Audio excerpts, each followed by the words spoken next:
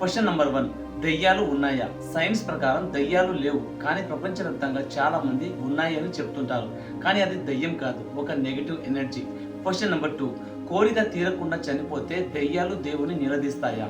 పురాణాల ప్రకారం తీవ్రమైన కోరికలు, అసంతృప్తితో చనిపోయిన ఆత్మలు దేవుడిని నిలదీయలేవు. కోరిక తీరే వరకు భూమిపైనే ఉండిపోతాయి. క్వశ్చన్ నంబర్ 3, దెయ్యాలు మనిషిని ఎందుకు ఆవహిస్తాయి? మానసికంగా బలహీనంగా ఉన్నప్పుడు లేదా వారి అసంపూర్ణ కోరికలను తీర్చుకోవడానికి ఆత్మలు మనుషులను ఆవహిస్తాయని నమ్ముతారు. క్వశ్చన్ నంబర్ 4, దయ్యాలు గుడి లోపలికి వెళతాయని విన్నాను, నిజమేనా? సాధారణ నమ్మకం ప్రకారం వెళ్ళలేవు, కానీ కొన్ని ప్రత్యేక శక్తులు లేదా విముక్తి కోసం ఆలయ పరిసరాల్లోకి వస్తాయని కొందరు నమ్ముతారు.